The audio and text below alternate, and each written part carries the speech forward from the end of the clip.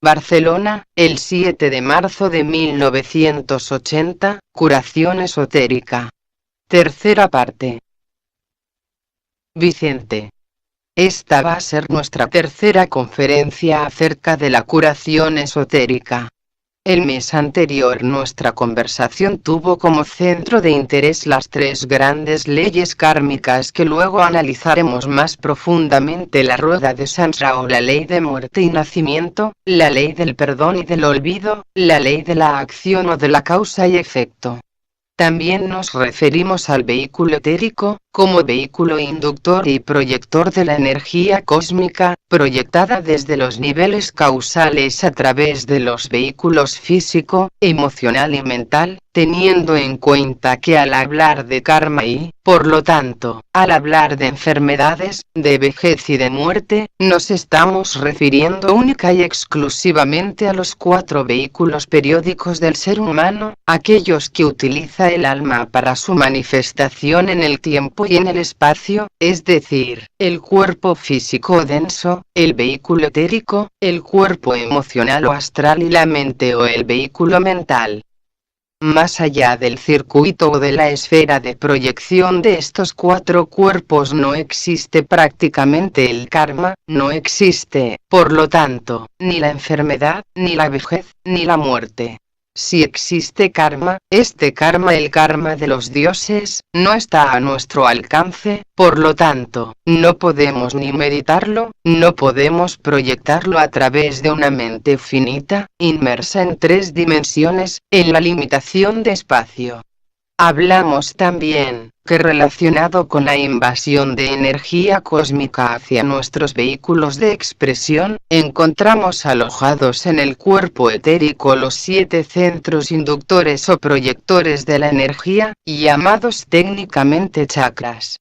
Estos chakras a su vez, al coincidir en el cuerpo físico, determinan una actividad glandular, a través de unas glándulas que llamamos endocrinas o de secreción interna, siendo el comportamiento físico, psicológico o somático de cualquier individuo, la calidad de sus secreciones hormonales o endocrinas, porque esto viene derivado de la efectividad con que trabajan los centros etéricos o los chakras. Así que, al hablar del cuerpo etérico, de la vitalidad del cuerpo etérico, de la proyección de la energía cósmica a través del cuerpo etérico, hay que pensar siempre en algo muy importante y que a veces olvidamos, y es la evolución espiritual del individuo. El hombre, naturalmente, es el resultado de su comportamiento psicológico, de la actividad o del equilibrio entre las glándulas endocrinas o los centros etéricos, pero todo ello es debido a la evolución de la mente y a la evolución del cuerpo emocional, es decir, en síntesis, a la evolución de la conciencia o a la evolución espiritual, como quieran. Lo interesante es darse cuenta de que poseemos 4 vehículos que merecen nuestra atención inmediata si de veras queremos desterrar del planeta Tierra todo cuanto tenga que ver con la vejez, con la enfermedad y la muerte.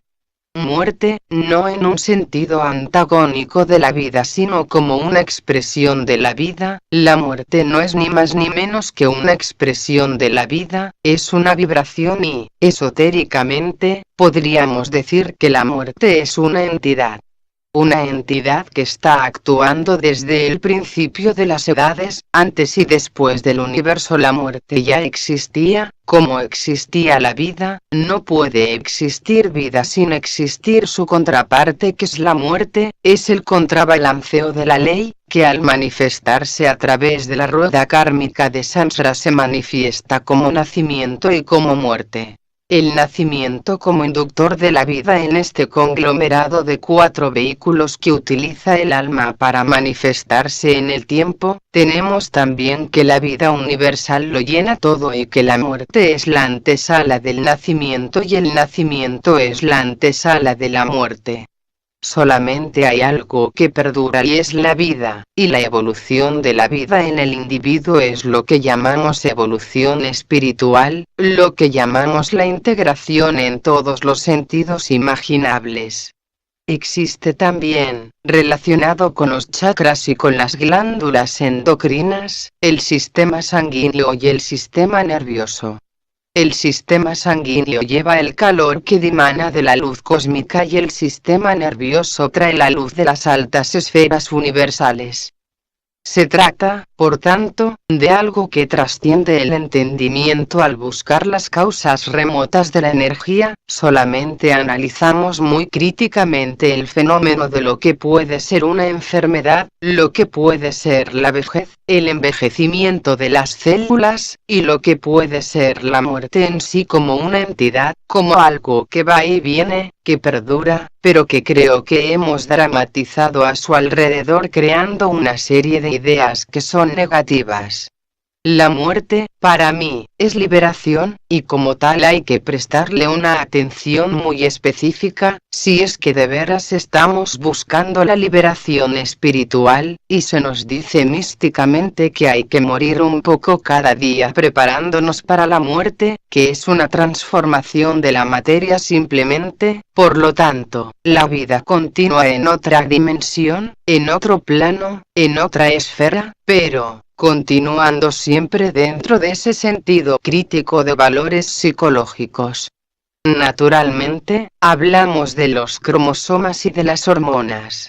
Las hormonas, como dijimos anteriormente, son del presente, obedecen a la actualidad, a la evolución de los centros etéricos y a su relación armónica con las glándulas endocrinas. Las secreciones van a la sangre y la persona a través de este vehículo, la sangre, que es el vehículo de la conciencia, lleva la vida a todo el cuerpo, y el sistema nervioso está relacionado con la luz de la conciencia causal, y que, por lo tanto, entre la conciencia causal que lleva la memoria del pasado y que, por lo tanto, está relacionada con los cromosomas, se verifica una alta alquimia dentro del cuerpo que es la memoria celular, actualmente en estudio por la. Si admite la ciencia que los cromosomas tienen memoria, hay que admitir radicalmente que tienen autoconciencia, y entramos ya en una consideración de la vida mucho más amplia e incluyente de lo que hasta aquí ha sido considerado. Entonces, para terminar, hablamos de la ciencia moderna de curación. Hasta aquí las enfermedades han sido tratadas a base de medicinas, prácticamente no se ha dedicado una atención a la causa de las enfermedades. Desde el momento en que videntes especializados e investigadores científicos de alta cualidad espiritual han podido ver representadas en los planos psíquicos a las entidades que centralizan los diferentes tipos de enfermedades que conocemos, desde las benignas hasta las más malas que puedan existir, el problema que se ha planteado es cómo puede ser vencida la entidad enfermedad a través del conglomerado de lo que poseemos, a través de nuestro cuerpo físico bien establecido, a través de una mente analítica reflexiva y razonable, buscando la intuición de las causas supremas de la vida, un cuerpo emocional muy sensible, pero sin caer en la sensiblería, para llegar finalmente a la conclusión de que tanto la ciencia como el esoterismo están trabajando ahora en una dirección paralela tratando de buscar en el infinito un punto de reunión.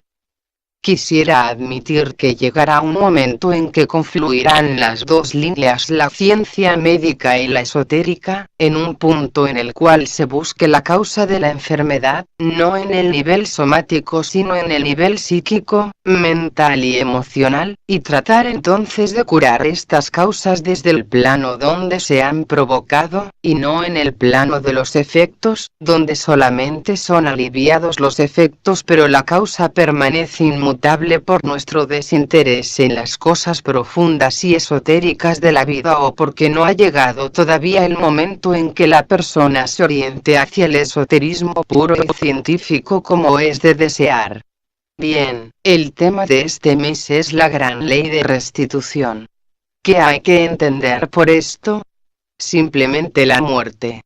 Existen tres grandes leyes enlazadas con el karma. La primera ley es la ley de integración de la materia, técnicamente el nacimiento. Viene después una ley de conservación o de preservación, es el instinto innato de la materia de autoprotegerse, de autoafirmarse, de crecer o perpetuarse en el tiempo. Y finalmente está la gran ley de restitución, técnicamente descrita como la muerte. Y la muerte, como digo, siendo una entidad desde el ángulo esotérico, contemplada desde el plano causal, se la puede contemplar en su acción liberadora, habida cuenta que es una entidad que redime a la materia y libera el espíritu. En estas palabras, redención de la materia y liberación del espíritu, está circunscrito el gran secreto de la iniciación. Si podemos llegar a establecer el nexo entre ambas actitudes, entre ambas cualidades o ambas polaridades, la iniciación será algo común a todos, no una vaga promesa como el reino de los cielos. Entonces, he dividido la idea de la muerte en tres aspectos consustanciales. Uno es la liberación del alma. El segundo punto que quisiera tratar con ustedes es las causas de la muerte, para llegar finalmente a hablar del proceso universal de restitución.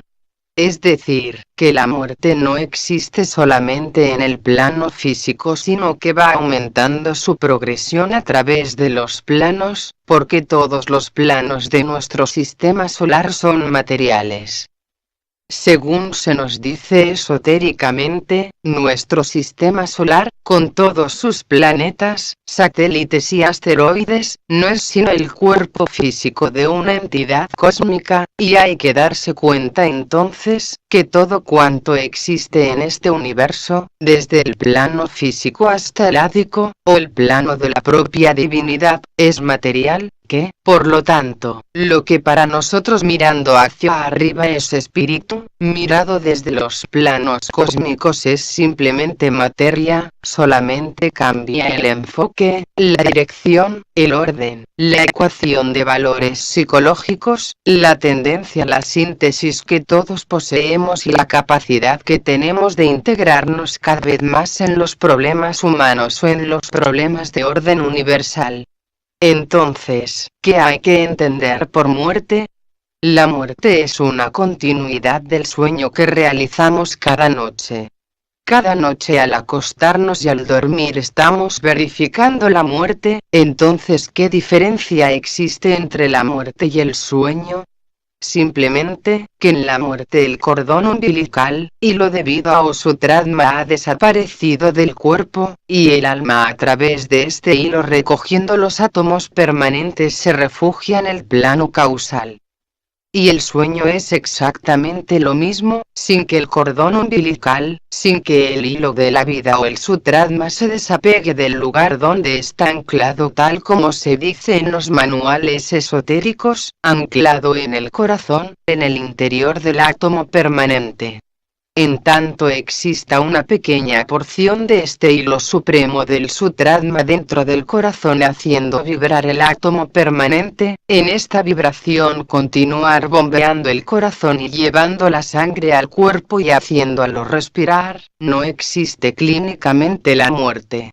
Esto lo ha reconocido la ciencia, que clínicamente hay muerte cuando no existe en el corazón vida, cuando el sutradma ha desaparecido, ha dejado de estar anclado en el corazón, el átomo permanente ya no lo registra y, entonces, desaparece.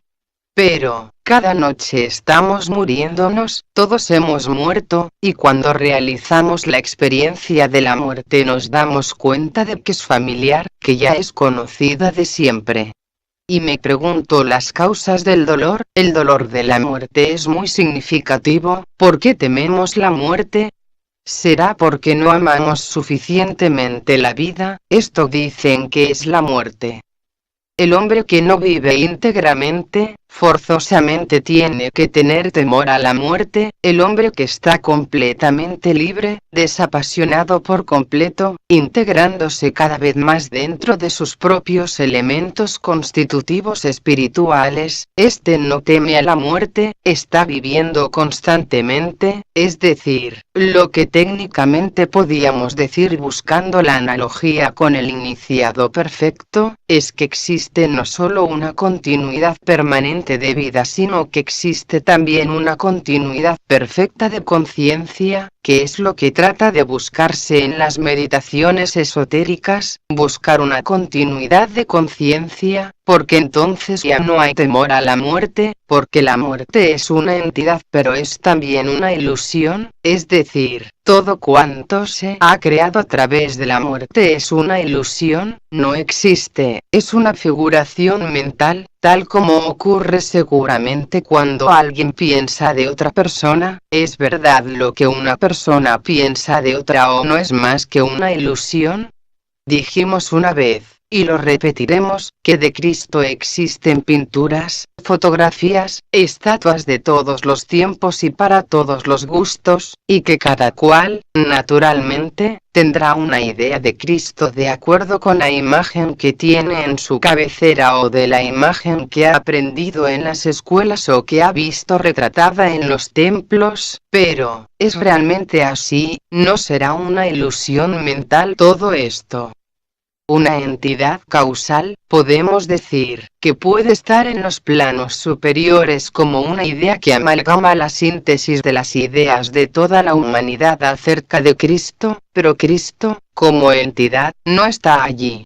Lo mismo ocurre con la muerte, la que hemos adornado con terror, con desesperación, con odio, con repulsión, pero es una ilusión mental, porque no conocemos a la muerte, como no conocemos al Cristo, ¿verdad?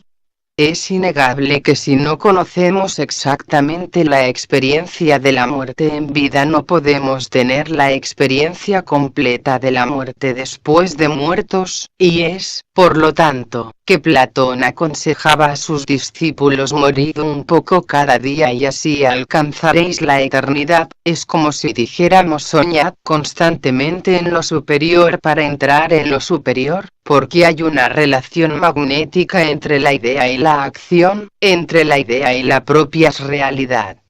Es decir, que todo está en todo, especialmente en el corazón del hombre, y si tenemos en cuenta la prerrogativa de la acción, si tenemos en cuenta que todos estamos tratando constantemente de liberarnos del temor a la muerte, empecemos por amar la vida, y amar la vida desde el ángulo esotérico es simplificación teniendo en cuenta que el temor es lo que menos simplifica la vida, lo que más la hace compleja.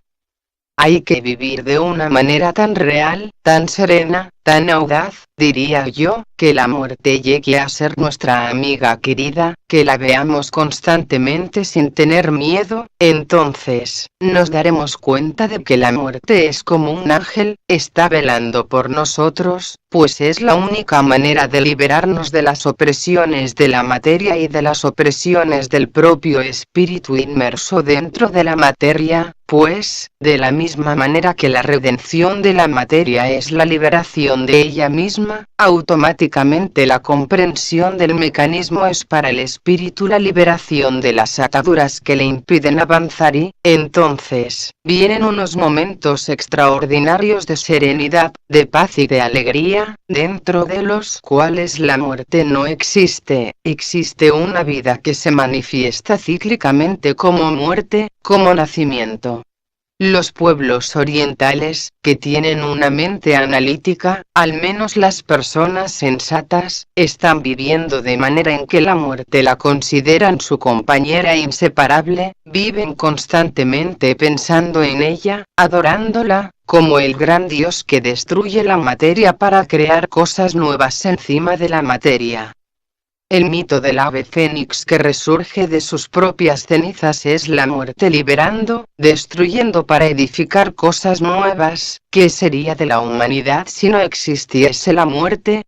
No habría posibilidad alguna de redención y los millones de almas que animan la materia tampoco podrían liberarse, y según está escrito en los libros sagrados de no importa qué religión, el alma está en todas las cosas, estando el alma en todas las cosas, y siendo el alma una partícula de la propia divinidad, existe un permanente deseo de liberación en toda cosa creada, lo cual hace que la muerte sea un fenómeno natural deseado, querido por toda la naturaleza excepto por el hombre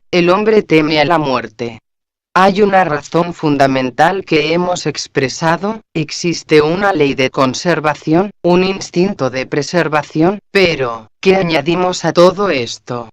Añadimos las posesiones, las complejidades, los deseos, las inquietudes, las esperanzas, los temores, y todo esto, naturalmente, repercute contra la integridad espiritual del ser, y así en una edad correspondiente a nuestra propia evolución, llega un día que nos damos cuenta de que la muerte realmente es el agente liberador de la vida y, entonces, ya no pensamos en ella con temor, la admitimos, nos recreamos con su presencia, y la admitimos como hacen los esotéricos, como el agente más grande que existe en el universo aliado con el poder del primer rayo, que es el rayo que lleva la destrucción de las formas gastadas, para que el segundo levante encima otra cosa nueva y así hasta la eternidad de las eternidades en tanto exista un átomo de materia kármica que necesite la liberación o que necesite su redención.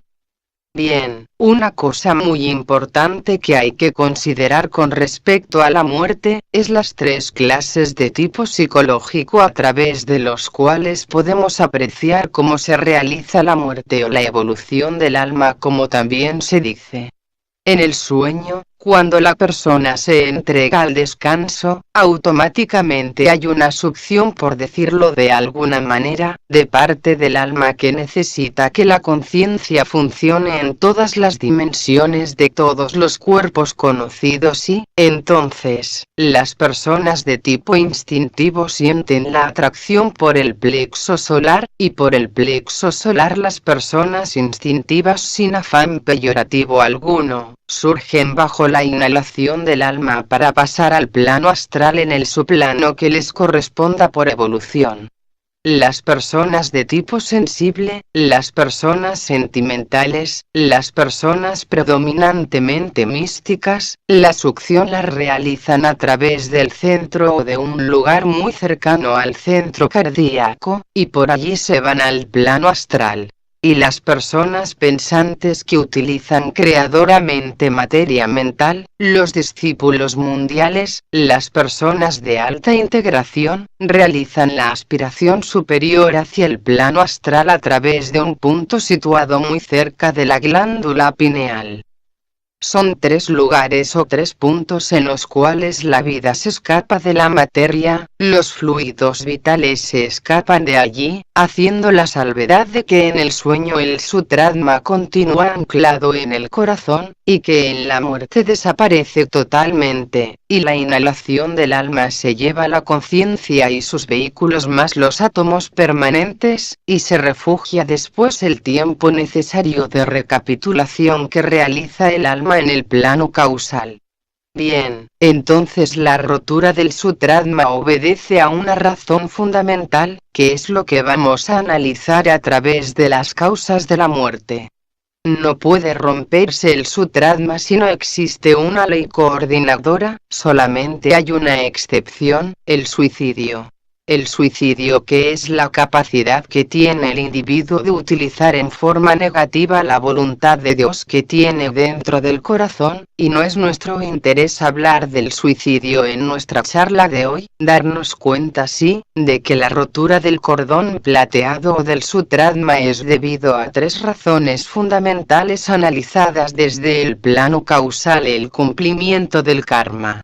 la cesación del deseo de vivir, la retirada de la atención del alma. En el momento en que se produce la coordinación de estos tres aspectos, mental, emocional y físico, existe un tirón más fuerte que los anteriores, los que gobiernan el sueño de las criaturas vivientes en todos los reinos de la naturaleza que producen el fenómeno de la muerte, siendo, como verán ustedes, algo genuinamente científico, que podemos analizar técnicamente y que no es algo que nos venga importado del exterior anterior, por cuanto todos dormimos cada noche y nos damos cuenta de que funcionamos en otra dimensión, y esta dimensión es aquella que habitaremos normalmente después de la muerte y que, por lo tanto, no tiene ninguna extrañeza, no tiene ninguna explicación utópica, porque es algo que podemos comprobar todos eficazmente. Y, naturalmente, hay también las causas físicas relacionadas con estos tres aspectos causales del cumplimiento del karma, de la cesación del deseo de vivir y de la atención del alma que se retira progresivamente, y es que la muerte física es debida o puede ser debida a accidentes, puede ser debida a enfermedades y por la propia vejez, lo cual no sucede porque envejecemos muy pronto en forma antinatural, por los métodos erróneos de vivir que tenemos todavía hoy, en el siglo casi XXI. Y, naturalmente, que al coincidir los tres aspectos del cumplimiento del karma, de la cesación del deseo de vivir y de la intención del alma que desaparece, se produce automáticamente la absorción, la inhalación del alma, aquello que corrientemente definimos como el último suspiro. El alma respira hacia sí desde el plano causal y atrae hacia sí todo cuanto ha constituido la vida kármica dentro del cuerpo, dentro de la emoción, dentro de la mente, y todo se refugia en el plano mental, en el plano astral y en cierto nivel el plano físico, y ahí empieza aquello que podemos ver aquí, que es muy interesante porque nos da la clave de lo que han experimentado. Quizá algunos de ustedes lo habrán realizado, en el sentido de experiencia, de recordar en un solo momento en algo que escapa a la ponderación porque no existe tiempo, en ciertos niveles etéricos, cuando están en un peligro de muerte, automáticamente existe un registro de hechos desde el plano causal, mirando qué es lo que va a pasar, porque el alma está interesada en guardar todos los recuerdos para refugiarlos dentro del átomo permanente como base de la próxima reencarnación o renacimiento. Entonces, si se ha tenido esa experiencia, hay que recordar, y si no se ha tenido hay que observarla y hay que estudiarla, admitirla siquiera como una hipótesis mental, que en el momento en que el sutratma ha desaparecido completamente del cuerpo físico, que el corazón ha dejado de latir, que la mente ha dejado de funcionar y que todo va desapareciendo lentamente por el orificio que le corresponde al ser humano, entonces queda refugiada toda la conciencia íntegramente en el cuarto nivel, el plano físico. Tenemos el nivel sólido, el líquido, el gaseoso y el primero etérico, llamado subatómico, que es el que refleja todas las memorias individuales a través del tiempo en el plano físico. Pero, automáticamente se está realizando una actividad paralela en el plano emocional, en el segundo subplano, en el cual el alma en aquel momento de comprensión está recapitulando todos los hechos relacionados con los sentimientos, emociones, que tuvo durante la vida, y automáticamente también, siguiendo este proceso, en el plano mental, en el tercer subplano, la mente está relacionando todo cuanto hizo mentalmente durante toda su vida. Es algo que sucede en una fracción de tiempo imponderable, porque pertenece a otra dimensión, igual puede ser un siglo que un minuto o que un segundo, escapa la medida del tiempo conocido, no hay relojes en el plano astral, por lo tanto, escapa por completo a la ponderación. Lo que sí que es importante que sepamos es que en este momento cumbre de la muerte se produce un hecho singular, en el plano físico el recuerdo más vivo de cuanto hayamos realizado, aquel acto que mayor condensación de energía tuvo por sus consecuencias kármicas porque alteró completamente nuestra vida, se convierte en un montículo, en una cúspide, que el alma registra automáticamente, porque todo esto es una serie de recuerdos o de memorias acumuladas en el átomo permanente físico que van desfilando a la atención del alma para que los vaya registrando y finalmente se produce un pináculo que es la síntesis de los recuerdos, y automáticamente todos los recuerdos físicos pasan a un departamento específico del átomo permanente físico y queda estacionado aquí a la atención del alma, porque el alma recopila también sus memorias, sus experiencias a través de aquella vida. Y automáticamente en el mundo astral pasa lo mismo, el alma absorbe de todos los contenidos memoriales, de todo cuanto sintió el alma durante aquella encarnación y lo sintetiza en un punto clave que va ascendiendo hacia arriba y entonces toda la experiencia acumulada a través de este vértice, de este pequeño triángulo, penetra en el átomo permanente astral, llevando en sí toda la fuerza viva de los recuerdos del plano astral tal como vivió aquel individuo encarnado en el tiempo. Y la mente, lo mismo, hay una relación de valores sintónicos en la naturaleza, si aplicamos correctamente la ley de la analogía, y entonces, este punto mental de crisis, de tensión creadora buscando todo cuanto hizo mentalmente el individuo a través del tiempo, de la encarnación, también queda en una cúspide, que penetra en el átomo permanente mental y, entonces, el alma absorbe todo esto dentro del cuerpo causal, que hemos simbolizado con un triángulo con 3 puntos de interés que son los átomos permanentes y, entonces, podemos decir que la muerte prácticamente ya es un hecho, ya no hay regresión posible. Todo está condensado dentro del cuerpo causal en este sentido, igual podemos decir que va en un triángulo hacia arriba creando los vórtices de energía, que serán los que servirán para crear las estructuras de un nuevo cuerpo cuando el tiempo sea llegado. Y lo que va de uno a otro hemisferio, el paso de un plano a otro plano o de un subplano a otro plano, se denomina místicamente la nave de Caronte. Según nos dice la tradición mística, la nave de Caronte es simbolizada por un ángel resplandeciente de luz que espera al alma para darle la bienvenida. Yo creo más esta forma que la otra y no en un demonio que viene a buscar el alma para llevarla Dios sabe dónde. Todo está inmerso dentro de lo que hemos aprendido en religión a través del tiempo. Entonces, la nave de Caronte es la que lleva los puntos de crisis hasta sus últimas consecuencias, la que lleva al alma del plano etérico al plano astral, del plano astral al plano mental y de este al plano del alma, al plano causal y, entonces, todo el proceso puede ser seguido de una manera científica, porque todas las personas que han experimentado una muerte aparente, que han estado al borde de la muerte coinciden en unos puntos principales, en que hay un alma resplandeciente que les está guardando, que les infunde confianza, que no quieren volver porque se encuentran mejor que en el plano físico. Naturalmente, no hay la opresión, no hay las cadenas del cuerpo físico. Se dan cuenta también que no pueden pasar ni ponerse en contacto con esta entidad resplandeciente sin antes haber pasado por un proceso de recapitulación o de memorización, porque el renacimiento se produce cuando el tiempo se ha llegado, a través de las memorias acumuladas en los átomos permanentes.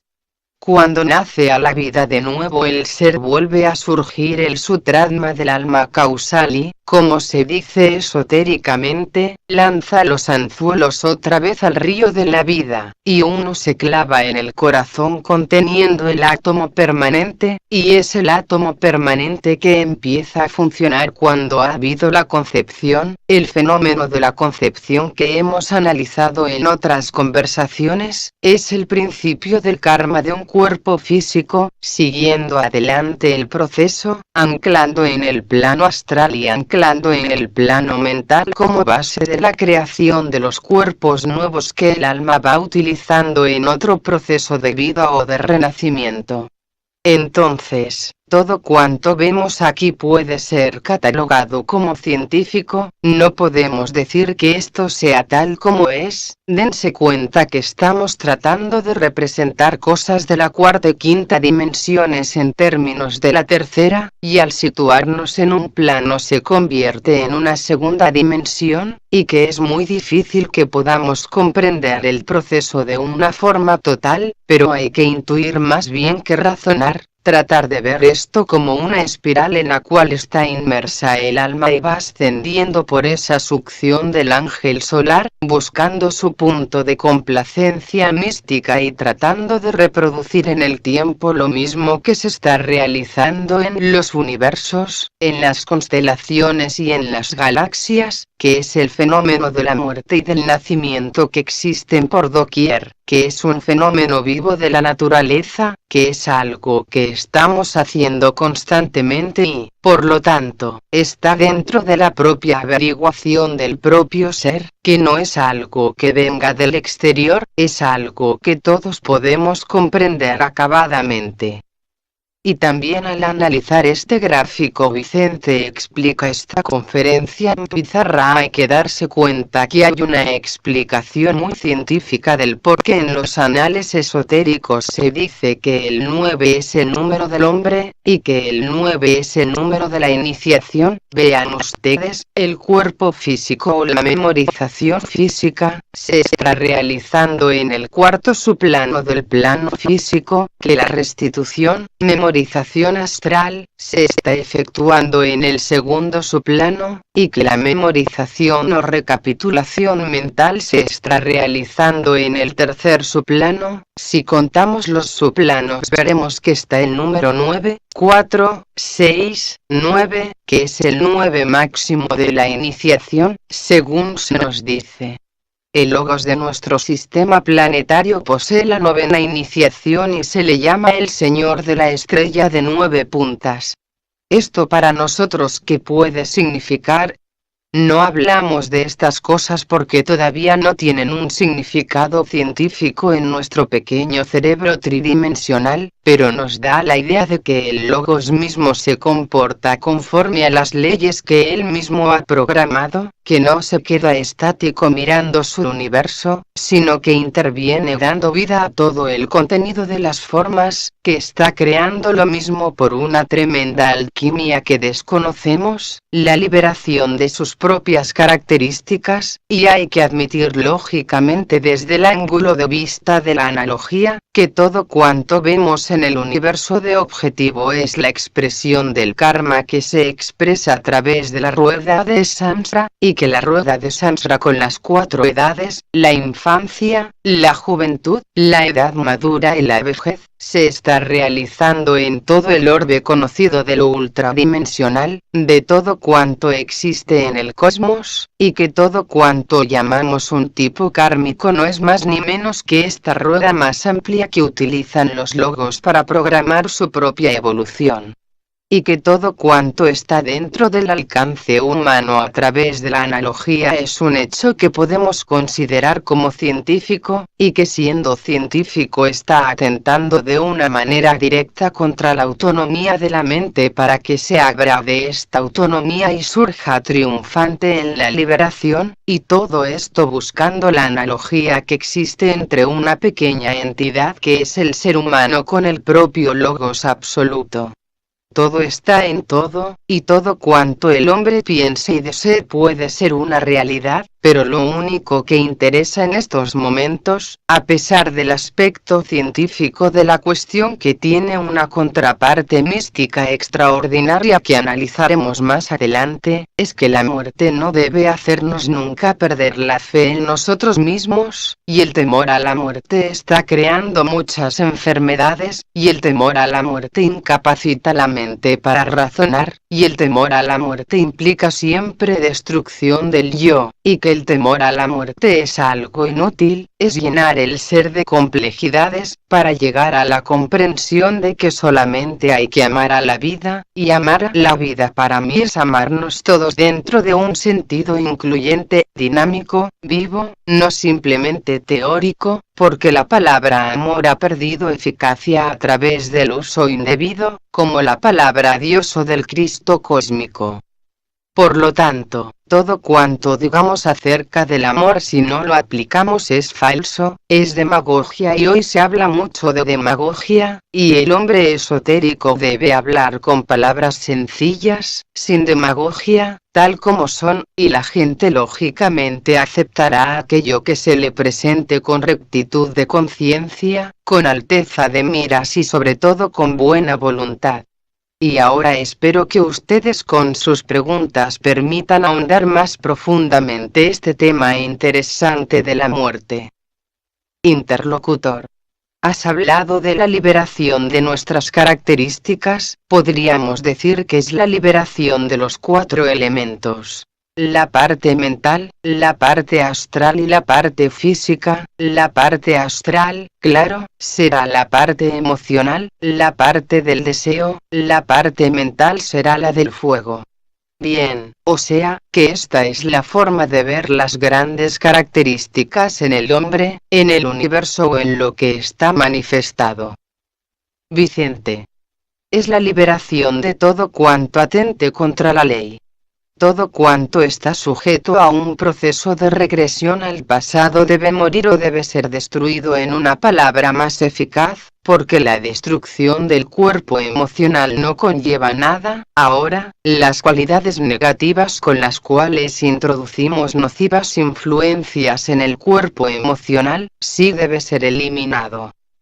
Cuando hallamos características emocionales o características mentales o modificaciones mentales, o tendencias de tipo psicológico, o simplemente tendencias físicas, nos referimos a unos cuerpos que la vida nos ha prestado simplemente y que, por lo tanto, debemos devolver esos vehículos, pero con una acusada tendencia a la liberación. De ahí que el iniciado se caracteriza porque sus átomos no tienen karma, por así decirlo, participan del karma del iniciado, los ha convertido en luz a través de la redención de la materia y, por lo tanto, a esto podemos decir que se ha liberado de una cierta modificación, habida cuenta que los cromosomas, como decíamos antes, tienen autoconciencia, poseen recuerdo, y que toda la genética y el código genético humano está basado en el cromosoma y que el cromosoma precisamente está relacionado con los átomos permanentes y con estas memorias. Cuando la ciencia se integre en lo espiritual, en la parte esotérica, su campo de estudio abarcará nuevas dimensiones y podrá luchar más eficazmente en el campo de la genética, no para crear absurdas combinaciones sino para buscar los tipos vivos que reflejan una realidad espiritual, empezando por la redención del propio campo científico de la medicina. Hay un trabajo enorme a realizar, dándonos cuenta que el científico ante todo debe ser un investigador esotérico, y con el tiempo se cumplirá la profecía de Cristo de que llegará un momento en que la verdad se proclamará por todas partes, desde los tejados, por las calles, por las plazas, palabras textuales en estos días, pero que tienen una cierta razón de semejanza. Leonor. Entonces es cuando al liberar todo, es cuando morimos un poco cada día. Vicente. Exacto, es la muerte constante. Leonor. Yo quisiera que hablaras un poco, por ejemplo, de esos valores internos que tenemos que reencontrar o desarrollar, para poder hacer esto de morir cada día, gozando cada día, de quien tenemos al lado, de lo que tenemos, de lo que disponemos, pero gozando cada vez, sintiendo un desprendimiento hacia todo ello, para si en caso parten antes que nosotros, sepamos pasar sin ellos, sin tener desesperaciones. Para todo esto hay que buscar algo que hay dentro de nosotros, un depósito interno de una energía espiritual emocional que quizá todavía no la conocemos, por si acaso está descontrolada dentro de nosotros, tendríamos que conocer un poco la técnica esta, que si no nos pone en contacto con este valor interno por ahora, para que no nos dé miedo cuando, por ejemplo, dos personas que vivan solas, según quienes sean, de familia o de amistad, al faltar una de ellas llenar este vacío, pero tiene que empezar a llenarlo cuando todavía no le falta la compañía, entonces, hay que encontrar dentro de la persona sus valores para poder aplicarlos antes, cuando se tiene todo. En fin, esta clase de energía, ¿qué clase de energía es para poder vivirla plenamente? Entonces, sí que uno goza lo que tiene pero sabe que dejará de tenerlo probablemente y que se siente completamente igual cuando no lo tenga. Esta clase de valor, esto ha de estar dentro de nosotros, ¿dónde? ¿Cómo lo desarrollamos? Si es que está. Vicente. Si casi has dado ya la noción de todo el proceso que estamos tratando de definir como liberación de la muerte. Inevitablemente cuando desaparece un ser querido sentimos un vacío, y la pregunta de la señora es cómo llenar este vacío y si este vacío ha de ser llenado después o antes. Lo que hay que evitar es el sufrimiento, porque si hay sufrimiento, naturalmente, es que hay un vacío. Ahora bien, ¿cómo nos preparamos para la muerte? ¿Cómo nos prepararnos para funcionar en el plano causal o en el plano del alma donde no existe separación? Es el problema de siempre, es el problema místico, es el problema esotérico, es el problema humano. ¿Qué decíamos antes? Cuando hay amor verdadero, cuando el amor es de síntesis, no de atracción, no de interdependencia o de dependencia, entonces, no existe separación después de la muerte. Hablamos de separación o de dolor o de vacío, cuando no hay amor, porque hablo del plano causal donde todo es amor. Ustedes preguntarán cómo vamos al plano causal o qué hacemos con el plano causal si es una utopía. Porque no la vemos reflejada en nuestras acciones cotidianas, ni a través de las meditaciones, ni a través del yoga. Yo digo que hay que vivir con una apertura mental y emocional extraordinaria para poder captar el sentido de la síntesis espiritual, que hay que vivir muriendo, entendiendo por muerte la simplificación, porque todos, me parece a mí, estamos muy preocupados en acumular en el tiempo y poco dispuestos a abandonar en el tiempo aquello que hemos conquistado, hasta el punto que hay un centro fatídico de paso del mundo etérico al astral imposible de flanquear, cuando el alma está pasando allí con todo bagaje, de tus amores frustrados, de todo cuanto quiso y no pudo acumular, de todo cuanto posee y quiere llevarse consigo inexorablemente, y que es un peso de la conciencia, y que siendo un peso de la conciencia no puede pasar por aquel punto, y queda aquí, frenado, aquí o aquí, y no puede pasar adelante buscando la luz del plano causal.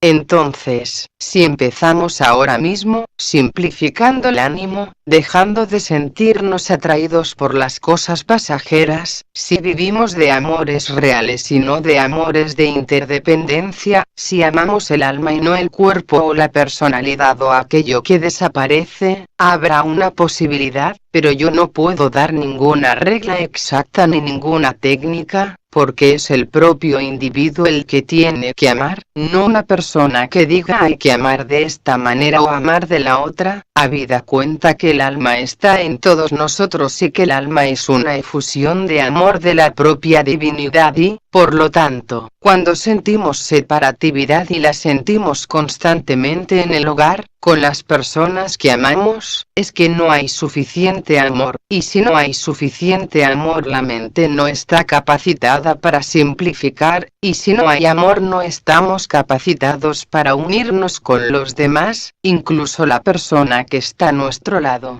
Entonces, el problema no es un problema de temor a la muerte sino de falta de amor a la vida, lo uno genera lo otro, y el vacío que sentimos hay que rellenarlo con mucha comprensión, con mucho amor, no con una mente analítica simplemente. La base está en el equilibrio que existe entre la razón y el amor, lo cual significa que estamos bajo la tutela consciente del alma superior o del ángel solar o del yo superior. Es decir, estamos inmersos en un mundo calidoscópico, un mundo fluctuante, un mundo de valores relativos, y viviendo en este mundo de valores relativos nos preguntamos ¿qué voy a hacer para alcanzar la liberación? Simplemente deja lo relativo y estás en la liberación, es lo real, ¿verdad? ¿Y quién acepta la máxima? ¿Quién va a empezar a simplificar? ¿Quién va a empezar a querer profundamente al ser que tiene al lado con todos sus defectos y contrariedades psicológicas? Todos tenemos problemas familiares, todos tenemos problemas de vacío interior, todos estamos aburridos y buscamos distracción en vez de preguntamos por qué estamos aburridos. Y ahí está la base de la muerte constante, no la muerte lenta, creadora, sino la muerte, la sofocación del espíritu creador. Cuando existe creación existe un éxtasis grande, permanente, existe lo que podríamos decir continuidad de conciencia, pero si no hay continuidad de conciencia habrá un vacío, ya sea con relación a las personas que amamos o a las personas que despreciamos, el vacío existirá siempre. Solamente hay que ser sinceros y ser humildes en la sinceridad, para darnos cuenta de que realmente lo que estamos fraguando en el interior es buscando el acomodo, buscando el amparo de otra persona, no el amor que aquella persona precisa, o es que sentimos compasión para los demás. ¿Hay compasión en el corazón? Si hubiese compasión, empezando por los reinos inferiores de la naturaleza, habría compasión humana, habría un principio de amor entre unos y otros, pero no hay compasión, ¿verdad? Lo sabemos todos que no hay compasión. Y, por lo tanto, desde este punto fijo de contrariedades psicológicas humanas, de esos puntos de crisis insalvables, nos preguntamos ¿qué vamos a hacer?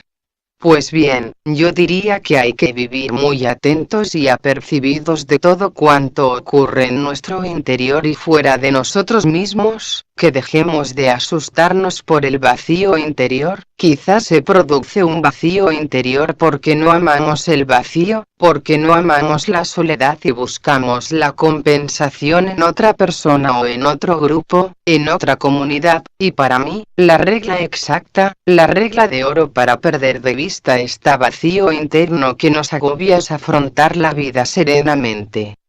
No podemos amar solamente con el intento, es una serie de razones kármicas, una serie de razones psicológicas, una serie de razones de tipo espiritual que están inmersas en el proceso de separatividad o de continuidad de conciencia.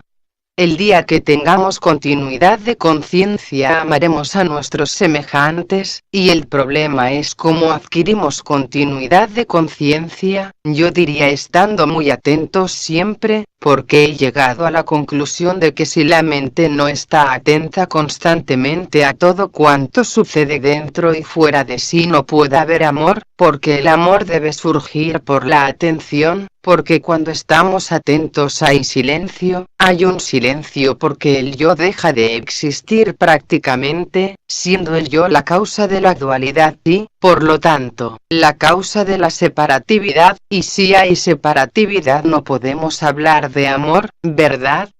Entonces, vivamos atentos, apercibidos, de una manera tan potente que a partir de nosotros y buscando cualquier otra parte fuera de nosotros exista reciprocidad y unidad, y esto solo existe cuando existe una gran pasión de vida en el ser que lo lleva a amarlo todo, a sentirlo todo y a experimentarlo todo con la mente muy atenta. Entonces, hablaremos.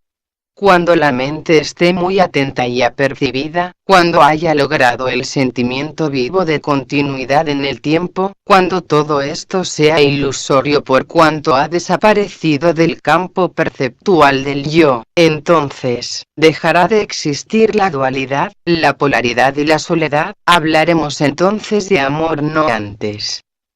Interlocutor. Una palabra nada más, para ratificar lo que dice nuestro buen amigo Vicente, para decir que etimológicamente también se da esto, es decir, muerte viene de mor, si le ponemos la adelante es el amor. Vicente. Exacto. Interlocutor. Yo creo que en la charla de hoy, al menos yo tengo la visión de que es en esta vida donde nosotros vamos trazando, o sea, el karma de nuestra próxima encarnación, o sea, vamos redimiendo karma en nuestra vida actual. Ahora, siempre decía que nos estamos trazando a la próxima vida, o sea, que lo que tú decías del desprendimiento de los átomos, yo creo que viéndolo de una manera muy sencilla, creo que se puede considerar como un paquetito en el que queda depositado lo bueno y lo malo, y cuando tenemos que redimir, pues este bueno y malo se nos va, ¿no? Vicente. Exacto. Nadie nos da ni nadie nos quita, la ley es justa, de la misma manera que el nacimiento y la muerte son iguales, que es la polaridad de la vida. La vida debe manifestarse en una polaridad, tiene que haber manifestación cíclica en el tiempo, porque no podemos hablar del silencio de los dioses y después de aquello que ocurre, después de los 100 días de Brahma o del gran Pralaya, del cual nos habla el sentido místico del esoterismo más profundo.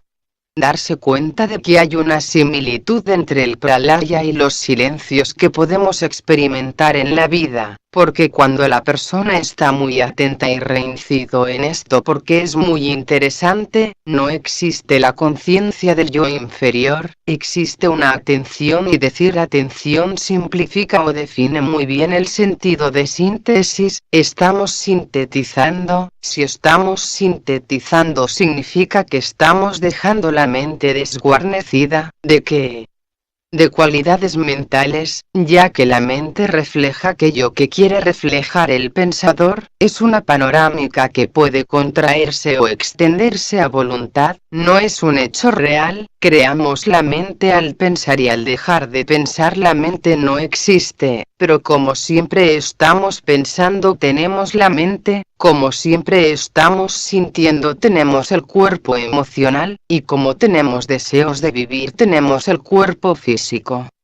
Entonces, la programática de la vida espiritual o esotérica es hacer aquello que preconizaba Sócrates a sus discípulos, de ver todo cuanto realiza el individuo aparte de sí mismo, atento pero aparte. Lo que hace Krishna con respecto a Arjuna, Krishna como gran señor creador del universo y Arjuna como una pequeña fracción de karma del propio Krishna, después de llenar el universo con un pequeño fragmento de mí mismo yo persisto aparte por completo de mi obra.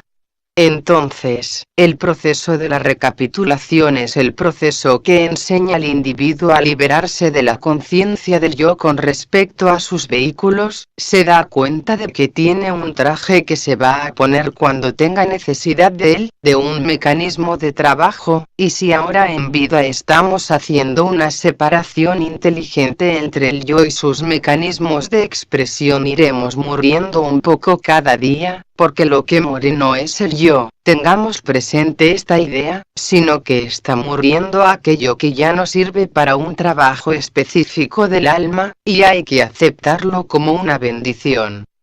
Ahora bien, hay una ley de preservación de la especie, bien, utilicemos creadoramente ese sentido de preservación de la especie, cuidemos nuestro cuerpo, hagamos todo cuanto sea necesario sin llegar a venerarlo como un becerro de oro, dándole lo que necesita, ni más ni menos ni más, y no que sea el rector de la conciencia como ocurre habitualmente, y lo mismo con el plano emocional y con el plano de la mente. Si desde el momento en que estamos enfrascados en algo importante dejara nuestra mente de actuar porque está enfrascada en algo interesante, utilizará el pensamiento y la mente ni se dará cuenta, porque el yo está ausente, está completamente inmerso en la acción, es decir, que el yo, el sujeto y aquello que está observando el objeto se han convertido en una misma cosa. Esto contesta en parte a lo que decía la señora: si la mente de la persona está dentro del corazón de la otra no hay separatividad. Hay separatividad cuando existe un desenfoque total entre una persona y la otra, y es el caso más generalizado desgraciadamente. Interlocutor: un iniciado que esté en la tierra, o sea, en cuerpo físico, si una persona allegada y querida, también espiritual, hace ese traspaso de la muerte, ¿cuál sería su reacción? Sería de una real tranquilidad porque sabe que ese ser ya no necesita ese cuerpo y sabe que esa alma sigue viviendo y, por lo tanto, sabe que puede seguir conectándose con ella, o es posible que incluso esta persona se afecte relativamente ante esta separación de aquella materia que en cierta manera la ha tenido al lado y ayudado en ese plano puramente físico. Vicente: ¿hablas de un iniciado? Interlocutor: sí, de un iniciado. Vicente: depende de la iniciación. Yo creo que todos tenemos una pequeña iniciación, los que estamos aquí. Ahora bien, cuando hablamos de un iniciado, hablamos de un iniciado de la 3. Iniciación significa que ha dejado el cuerpo físico, el cuerpo emocional y el cuerpo mental. Es aquel misterio de la Iglesia cristiana de la liberación, de la ascensión al monte Tabor de la conciencia, la transfiguración, técnicamente descrita, en el cual el Cristo lleno de luz está en el monte Tabor y debajo de sus pies están los 3 cuerpos, los cuerpos de sus discípulos dormidos, que simbolizan sus cuerpos, el físico, el emocional y el mental. Siempre veremos la programática del 3 en la vida del ser humano. Entonces, el iniciado de la 3 iniciación, el iniciado de la 1 y 2. Iniciación, para que tengamos una idea más certera de lo que es un iniciado, puede pasar directamente, sin ninguna recapitulación, por un proceso de recapitulación diaria que realiza, es decir, ¿por qué recapitulamos? Porque sabemos que hacemos actos buenos y actos malos, y hacemos una separación entre los unos y los otros, pero ¿qué ocurrirá cuando el ser humano no haga más que actos correctos? No tendrá necesidad de recapitular, porque entonces tendrá acceso a la continuidad de conciencia. Puedo decir que un iniciado de la 1 iniciación tiene continuidad de conciencia hasta el plano atómico del plano físico, que un iniciado de la 2 iniciación tiene continuidad de conciencia en el plano físico y hasta el nivel subatómico del plano astral, y que un iniciado de la 3 iniciación posee estas dos más la del cuerpo mental. Entonces, tiene a los 3 cuerpos gobernados sin opresión, no oprimidos, los tiene simplemente gobernados, y encima está triunfando el Cristo cósmico. Ahora bien, si hablamos de iniciaciones superiores, tenemos que ascender hacia arriba en la escala de los planos de la naturaleza, buscando la actividad, por ejemplo, de la tríada espiritual de Atma, Buddhi, Mana superior, y todas estas cosas que hemos aprendido esotéricamente. Lo que hay que enseñar es algo muy importante, que al llegar al plano monádico, cuando se ha liberado el ángel solar, cuando el ser humano se ha convertido en un maestro de compasión y de sabiduría, posee una actividad creadora en los 5 planos de la naturaleza y desde el plano monádico puede crear a voluntad su propio cuerpo de expresión, el esotéricamente llamado Lingashara, puede crearlo a voluntad. Entonces, puede cogerlo y recogerlo a voluntad y siempre puede mediar, posee un dominio tan tremendo de los éteres del espacio, de la materia y de las leyes que rigen todo el contenido universal, que puede hacer lo mismo que hace Dios el Creador, puede crearse sus propios cuerpos como Dios crea su propio universo, y cuando el Logos deje de prestar atención al universo también vendrá una inhalación de la superalma universal, y a través de unos planetas que son los responsables de los átomos permanentes de los logos solares, irá también a refugiarse en ciertos planos causales de remota y desconocida procedencia más allá de nuestra inteligencia actual. Pero, lo que implica es que el dolor que la persona siente al morir un ser querido prácticamente ha dejado de actuar en el iniciado de la 3 iniciación, y en las otras 2 solo muy vagamente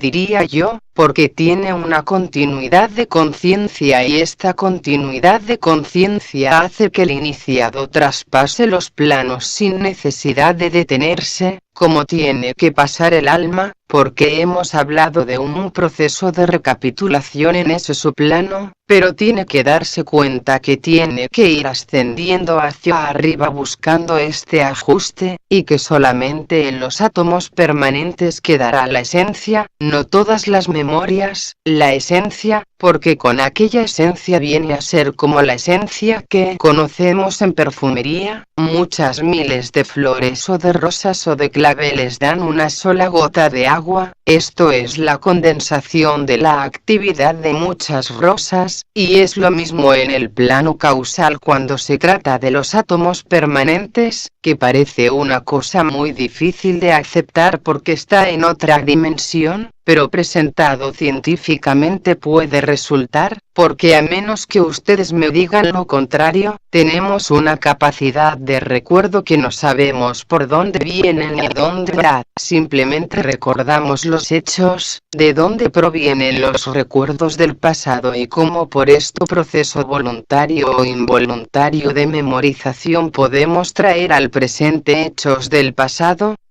Bien, la recapitulación se puede hacer en vida, y por lo tanto en vida podemos empezar a morir, empezando también a simplificar. Interlocutor.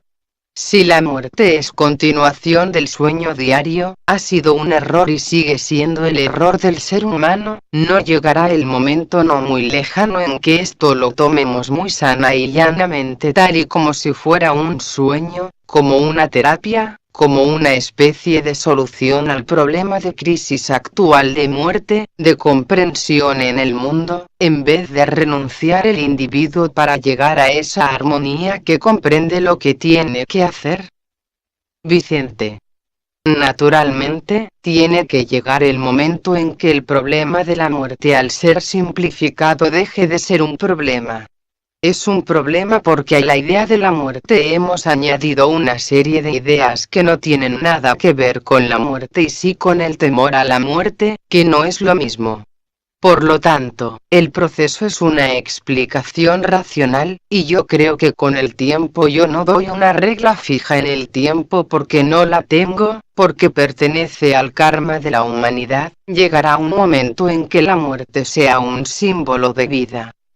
Por ejemplo, creo que el maestro Djwhal dice en uno de sus escritos, que llegará un momento en que podremos conversar con los muertos o desaparecidos a través del teléfono o de la televisión, utilizando métodos científicos como utilizamos hoy la televisión en color. Por lo tanto, cuando existan una cantidad suficiente de seres humanos que posean vista etérica y que vean el proceso de la muerte, será fácil de ver como clara la idea de que la muerte no es la muerte sino que es un renacimiento en otra existencia, en otra vida, en otro plano y que, por lo tanto, es una liberación. Es como salir la idea que nosotros tenemos de la muerte, es lo que dice el maestro tibetano precisamente de una habitación iluminada con los seres queridos y pasar a algo que es negro para nosotros, desconocido, que nos causa zozobra y temor, y sin embargo, el nacimiento es lo que es motivo de sufrimiento, porque entonces el alma se encadena sus vehículos de expresión en el tiempo, en tanto que la muerte es la liberación de todo aquel conglomerado de elementos que nos han hecho sufrir en el tiempo. Analizaremos más detalladamente, en conversaciones posteriores, el problema de la muerte visto desde el punto de vista de una experiencia personal e íntima, para que nos demos cuenta de que realmente la muerte es un sueño, pero más extraordinario, más maravilloso, hasta llegar a un punto en que la muerte deje de hacernos sufrir, porque realmente cuando una cosa se comprenda plenamente existe entonces dentro del corazón un ímpetu espiritual que hace que nos borre todo cuanto hay acerca de la muerte y acerca de lo que está relacionado con la muerte y que todavía tiene asidero en la conciencia del hombre. Leonor. A mí me gustaría que hablaras, por ejemplo, sobre esto de que a finales del siglo XXI podríamos conectarnos con los seres que nos han pasado delante, y que hablaras si este proceso es un proceso que solo se explica para dar una ilusión a los que aún estamos aquí o bien si será útil para los que están allá, porque yo creo que es atraerlos, si por ejemplo, es una parte astral de ellos mismos no nos servirá para nada verlos ni hablarles, y si fuera la parte superior de ellos mismos es entorpecer su camino, entonces, yo quisiera saber qué adelanto sería poder conversar con un ser querido que se ha marchado ya. ¿Qué parte de él es con la que se podría poner en contacto con nosotros o bien si verdaderamente era la parte superior del mismo, aquella parte que sabemos que ha pasado por todo esto? Entonces, ¿le hacemos retrasar su evolución o cómo es? Porque me extraña esto de que el maestro dijera que podríamos hablar con los seres desencarnados, en este caso yo pienso que es hacerlo retroceder. Vicente. No, de ninguna manera, siempre y cuando no sea una invocación sino que sea un contacto. Habitualmente existe, ustedes lo saben, la invocación de los difuntos, para mí es una práctica negativa y anticármica, va contra la ley, toda persona que invoca a un difunto atenta contra una ley de Dios, está atentando contra la autonomía de este ser en el plano astral. Cuando hablamos de contactos astrales son aquellos contactos que podemos establecer cuando tenemos establecida una continuidad de conciencia. Cada vez que vamos a dormir soñamos, vemos personas, vemos situaciones, vemos hechos, ciudades, países. Y aquello existe en el plano astral o es una visión astral del mundo físico, porque, en cierta manera y hasta cierto punto, el plano astral es el plano físico con más grandiosidad de oportunidades. Y lo mismo pasa con el plano mental, no mirando el proceso con una mente tridimensional de hacia afuera sino hacia adentro. Esto es lo que hay que tratar de buscar primeramente, entonces, la invocación es negativa y el contacto es positivo. Hay también la idea de que el ser humano, después de un proceso de restitución, es decir, que pasa de un proceso kármico de acumulación de valores en el tiempo y tratando de preservar esos valores, que debe desaparecer a través de la línea de la muerte, y entonces, tiene que culminar el proceso en una amplitud mayor que llamamos plano astral, donde existe un campo de experiencia para el yo, para el alma, con comunidades sociales como en el plano físico, con contactos específicos entre personas, con aquellos seres que nos aman y hemos amado, todo está allí condensado, hasta que llega el momento en que el alma decide aumentar el ritmo de vibración de su propia conciencia y penetra en aquel estado técnicamente definido como de Devachan. El Devachan es el cielo de las almas, es cuando ha agotado el deseo de vivir y penetra en una dimensión superior donde aparentemente todo cuanto piensa se está realizando, así que por lo tanto no hay problema de adaptación, ni problema de esfuerzo. Y al pasar este punto es muy interesante comprender que nunca nos hemos encontrado solos a través del tiempo, y que hemos nacido y muerto o dejado el cuerpo durante muchos millones de años, utilizando cada vez cuerpos más estilizados a partir del reino animal, desde que el hombre empezó a tener uso de razón o de autoconciencia hasta la mente más preclara del mundo civilizado moderno. Es una extensión en el tiempo y el espacio de las cualidades del Dios en el ser humano.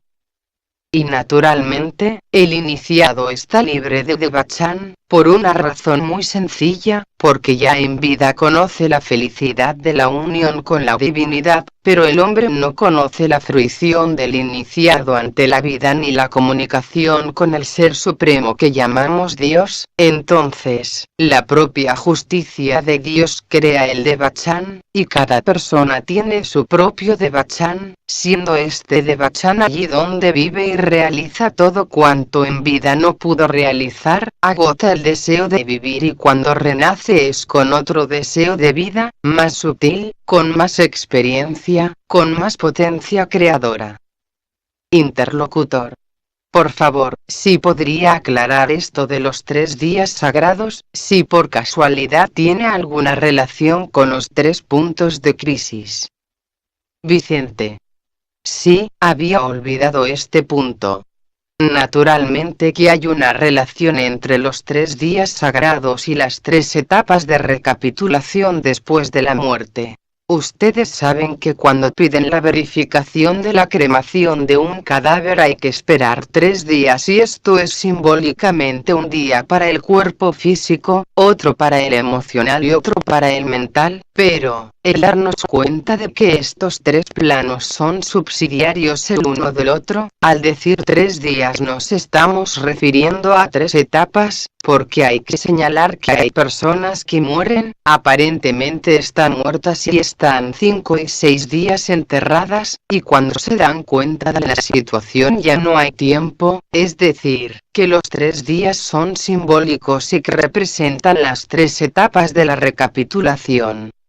Cuando se dice que Jesucristo descendió a los infiernos y estuvo 3 días entre los muertos, se refiere al proceso de recapitulación, pues desde el ángulo de vista esotérico son 3 planos de muerte para el alma, aunque cada plano es su propia determinación y en su propia vivencia es vida plena. La gente no sé por qué, pero tiene otro sentido de valores y ha cogido los 3 días que Cristo desciende a los infiernos para ascender después con su gloria manifiesta a los cielos, comunicándose con estos 3 puntos de crisis del alma al memorizar, puede ser que haya establecido los 3 días en el mundo físico para quemar un cadáver antes de que exista la posibilidad de que la vida esté todavía dentro del cuerpo. Insisto, son etapas, son puntos de crisis, no son 3 días. Interlocutor. A medida que se van moviendo las formas geométricas hacen un color. Vicente. Naturalmente, todas las formas geométricas según su disposición etérica, según su red sea la red que sea dan un color definido, vamos a apreciar por ejemplo un color rojo, ese va a ser un cuadrado, y hay colores sublimes que responden al círculo o a la esfera, es algo que viene por clarividencia, viene por intuición. Una persona ve colores, llegará un día que al propio tiempo que vea el color oirá una melodía y verá una forma geométrica, ¿se dan cuenta? O según el plano en que observe la persona, o bien verá una forma geométrica, y automáticamente aparecerá un color y oirá un sonido. Y esto naturalmente viene porque la persona está dispuesta y capacitada para percibir en un espacio cuatridimensional o quintidimensional, formas, colores y sonidos. A medida que se acerca al creador la forma es más sublime, la forma geométrica me refiero, el color será más sutil y el sonido más perfecto. Podría decirles que cuando un músico está inspirado y se pone en contacto con el cuerpo búdico, si examinamos el proceso desde el ángulo de la clarividencia causal, veremos que está absorbiendo una cantidad impresionante de formas geométricas, y al pasar por su corazón se transforman en las notas de la música, es una melodía. Pero, todo está en la naturaleza, y todo viene a través del cuerpo etérico, de ahí la necesidad de que el cuerpo etérico esté siempre radiante, esté puro y que la conciencia sea humilde, porque no habrá revelación si no hay humildad, y la iniciación es un efecto producido por una serie interminable de actos de humildad en la existencia, y somos poco humildes, ¿verdad? Y todos queremos vernos dioses de la creación. Interlocutor. Entonces, ¿el cuerpo etérico es que él hace contacto con el éter cósmico? Vicente.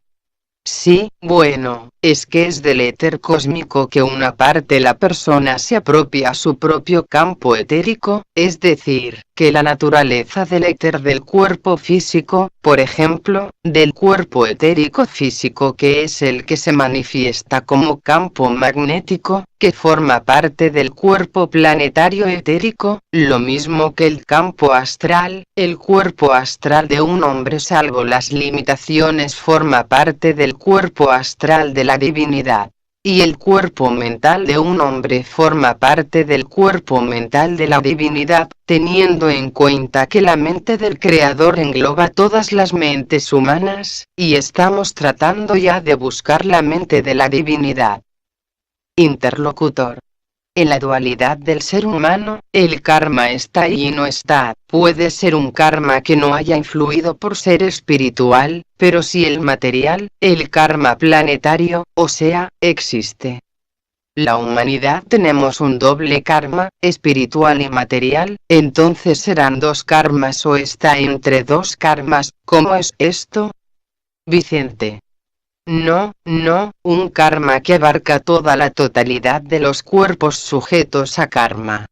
El karma humano corresponde al cuerpo físico, al cuerpo etérico, el éter que condiciona, es señalado con esta línea azul. Vicente lo representa en pizarra que he dejado un espacio para que vean el aura que llena una cosa y contrae, lleva hacia el cuerpo físico las energías causales, a través de... Pues bien, todo el karma, empezando por el mental, el emocional, el etérico físico es el karma humano. Si pudiésemos hablar de karma en un reino diríamos que el cuadrado o que el cuerpo físico o que lo que es el elemento mineral constituye el karma del reino mineral, y que toda el agua contenida en los mares forma parte del reino vegetal. Hay unificación en este principio. Y que el karma del reino animal también tiene su karma, ya tiene más progresión hacia el mundo de las causas, pero solamente al llegar al reino humano el karma se hace inteligente. Entonces, cuando ha llegado el karma humano a ser consecuente de su propio karma, empieza a entrever el karma de Dios. No es que existan dos karmas, sino que es más vasta la esfera del karma. Interlocutor. Es más consciente. Vicente. Exacto. Interlocutor.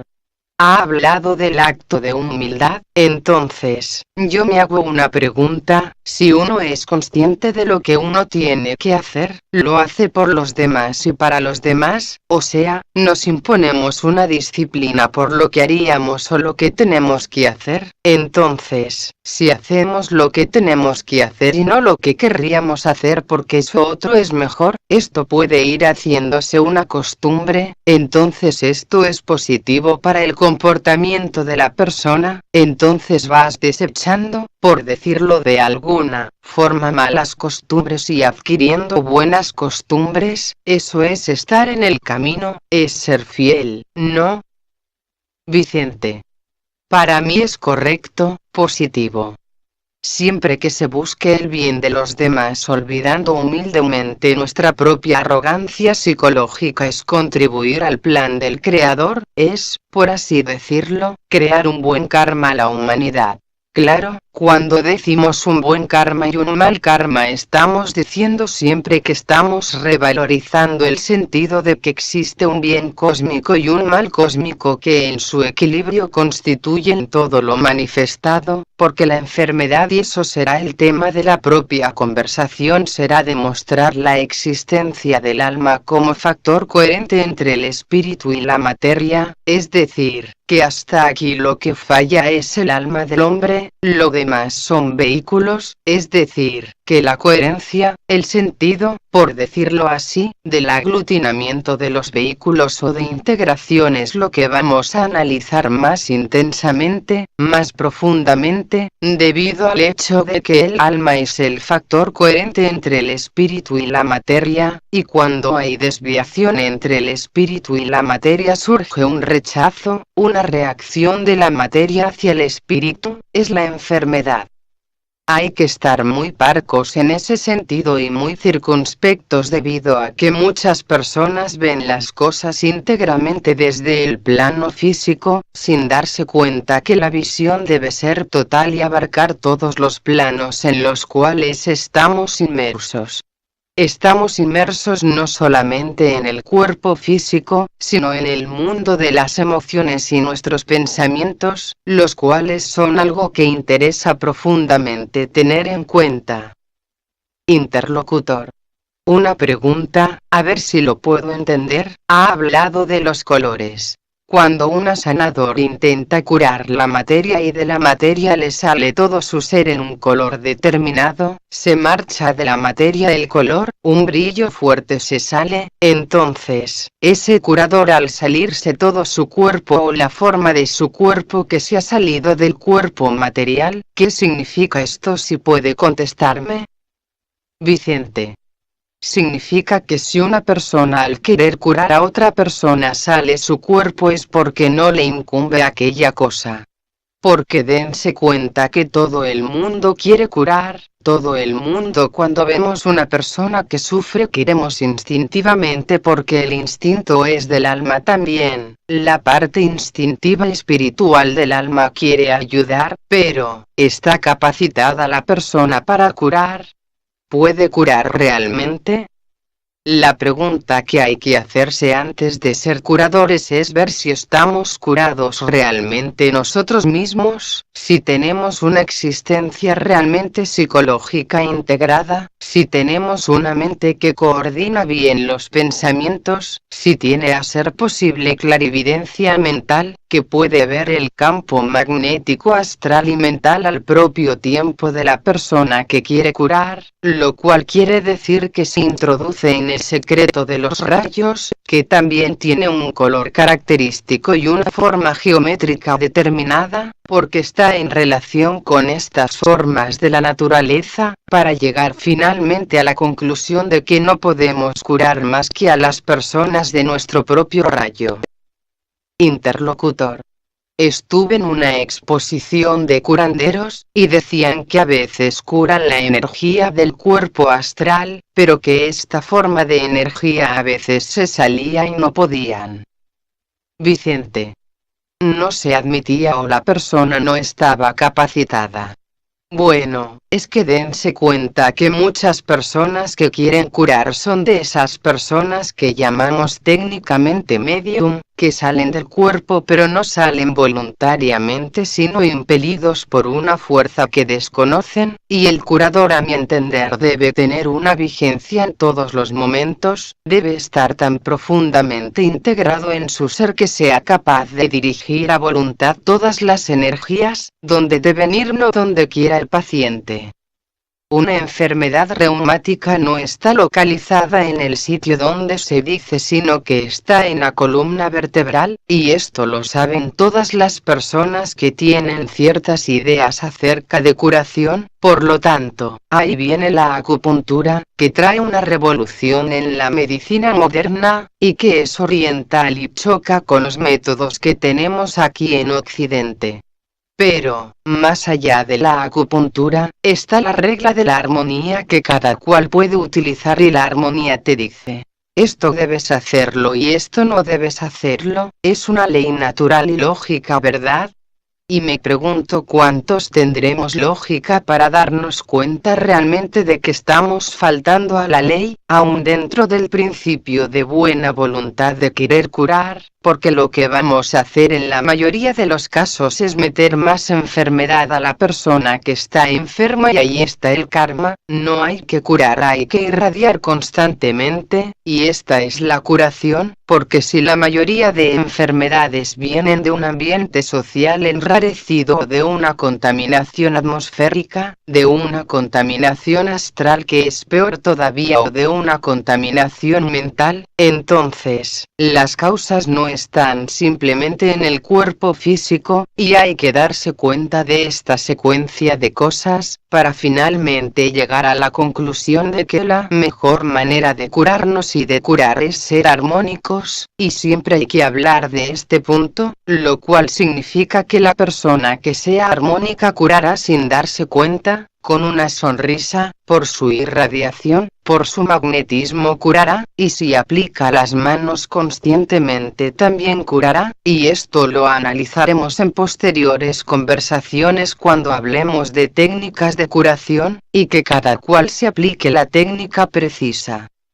La técnica del 1 rayo no puede ser exactamente la técnica del 6 rayo, entonces, si el curador de un 1 rayo quiere curar a uno del 6 rayo tendrá dificultades, porque un temperamento místico y un temperamento dinámico es un rechazo de energías, bien estructuradas o bien complementadas constituyen un conjunto, pero hay mucha gente que está esperando ser curada no solamente a través de imposición de manos o a través de la medicina alópata o homeópata o la medicina que sea, sino a través de la armonía. Hay muchas personas que quieren llegar al reino de Dios solamente practicando el naturismo, y el naturismo practicado sin amor a Dios es como si no practicase nada, porque lo que cura es lo de dentro, no lo de afuera. Por tanto, hay que estar muy atentos a las consideraciones y no pensar que estamos buscando algo que esté en contra de algo. No, estamos simplemente sin afán peyorativo alguno, buscando líneas de convergencia dentro de las cuales podamos juntos aunar esfuerzos y contribuir a establecer armonía por doquier. Interlocutor: cuando hay un rechace a un color determinado, ¿es esto posible? Vicente: yo creo que sí, hay lo que llamamos los colores armónicos o inarmónicos, y hay la ciencia de la cromoterapia que se basa en la curación por medio de colores. Hay ciertos colores que ofrecen efectos sedantes al enfermo y otros son irritantes. A una persona nerviosa no la vamos a encerrar en una habitación pintada de rojo, porque brincará por las paredes seguramente. Hay que ponerle en una habitación con un verde natural, un verde que sea alegre, brillante a ser posible. Todos los colores negativos, el negro, el gris, el marrón oscuro y todos esos colores son esos colores, solo para una pequeña indicación, encubren esas formas. Los colores armónicos siempre son rutilantes azules, violeta, amarillo claro, y cuando el curador que está trabajando en el plano astral, el plano del color y del sonido, empieza a ver colores claros, es buen síntoma de que la cosa marcha bien. No es lo mismo que cuando ve colores inarmónicos, colores oscuros, irritantes ya de por sí y repelentes. Es decir, que aunque no tengamos una noción de los sonidos, de los colores y de las formas geométricas, en contacto con una persona fundamentalmente inarmónica nos sentiremos desplazados, inarmónicos también, por la potencia que destila a través de estos bichos, y hay que decirlo así. Hay muchos en el aura planetaria. Estoy seguro que cuando estamos en silencio aquí desaparecen la mitad de los animales estos, si hay alguno en nuestra aura, porque si algo resiste la fuerza de todas las fuerzas es el silencio mental del hombre, y el silencio emocional. Cuando hay esta fuerza hay curación, y esto lo sabía Mesmer, que curaba de esta manera, hace muchos tiempos ya. Es decir, que el magnetismo que irradiamos en este momento ayuda a descubrir una parte del velo que ocupan las cosas superiores, pero al propio tiempo está liquidando una gran cantidad de larvas y de cascarones, y de lemures, que están en nuestra aura planetaria o en nuestro ambiente social para ser más concretos. Se trata entonces, de ver las cosas con un absoluto sentido crítico. Señora, ¿el alma es siempre la misma en todas las reencarnaciones? Vicente. Sí, naturalmente. Es como un pan, el pan con muchas rebanadas. Señora, ¿y el espíritu también? Vicente. El espíritu no reencarna, lanza sus anzuelos y a pescar, la que pesca es el alma, a través de sus vehículos inferiores. Y hablaremos de esto en otra ocasión porque es muy interesante hablar del sistema de comunicación del ser inferior, nosotros en el plano físico con el alma en su propio plano, a través de ciertas técnicas, pero hay para esto un extenso campo de estudio, porque hay que remontarse a las fuentes universales de procedencia humana, hay que empezar hablando de la 4 jerarquía creadora, como ha establecido el 4 reino, las 4 edades, el movimiento de la Tierra con sus 4 fases, por ejemplo, del día, de la noche, de la aurora y del crepúsculo. O de las 4 fases lunares, todo está en el 4, y el pétalo del sufrimiento que es el que se encuentra abajo de la columna vertebral también tiene la forma de las 4 edades, porque es el símbolo del karma, y el chakra que mayormente da esta fuerza es el chakra Muladhara, que es el que está precisamente en la base del fuego creador de la naturaleza, da la vida, pero está enroscado como una serpiente, y espera que el pensador empiece a sacudirse de las 4 edades o del movimiento cuaternario de los 4 vehículos a través de la rueda de Samsara, para empezar a ascender hacia arriba y comunicar al individuo el poder ígneo, interlocutor. Vemos que el iniciado superior se diferencia de este iniciado inferior en el desarrollo de las iniciaciones. Vicente. Bueno, creo haber interpretado la diferencia que existe entre las etapas de la iniciación más que nada. Bien, entonces esto ya es un proceso de tipo espiritual porque eso ya viene marcado por el tiempo. No existen iniciados superiores ni inferiores, existen personas que están en un determinado plano de la naturaleza tratando de ser conscientes allí y otras personas no iniciadas, por decirlo así, que no tienen noción de cuánto les rodea, porque la mayoría de personas no tienen atención, al vivir sin atención no pueden captar el significado de muchas cosas, es decir, que la visión de mucha gente sin afán de peyorativo digamos, discriminando el asunto hasta su raíz, las personas que ven la panorámica de la vida formando parte de esta panorámica están trabajando conjuntamente desde ese punto de vista de forma semi-animal, porque lo que precisamente cualifica al ser humano es la autoconciencia, la capacidad de ver el drama a distancia, él como actor del drama a distancia no inmerso en el drama, puede estar inmerso pero su conciencia está parte completamente, que es lo que decíamos antes de la atención del alma en referencia a sus vehículos. Él es el alma, la autoconciencia, el yo y aquello es sus atributos en el tiempo. Es un proceso natural, y todos, absolutamente todos, deberemos pasar por la etapa de la iniciación. Ramón. ¿Cómo podemos ayudar nosotros para que pueda pasar el tránsito de la muerte, esa transición de ese ser querido? ¿Cómo podemos colaborar para que sea de la forma menos dolorosa y más consciente para su alma? Vicente. Bueno, ya lo has dicho antes, si la persona tiene buena voluntad el camino está allanado, y me pregunto si existe buena voluntad, realmente buena voluntad. La buena voluntad es una palabra como el amor, como la compasión, me pregunta si existe buena voluntad en el mundo, o queremos ayudar a una persona y preguntamos cómo puedo ayudar a esta persona. Me pregunto si todos estamos deliberadamente inmersos en este mundo psicológico dentro del cual no hay problemas para nosotros, y en este no haber problemas, vemos tan activamente el problema de los demás que podemos ayudarles, o bien intentamos ayudar con muy buena voluntad y con escasez de recursos psicológicos. Basta la buena voluntad, entonces, debe existir una ciencia de ayuda, y esta ciencia de ayuda es transportar la buena voluntad, convertirla en otras expresiones superiores más sutiles y entonces viene la acción dinámica de grupo.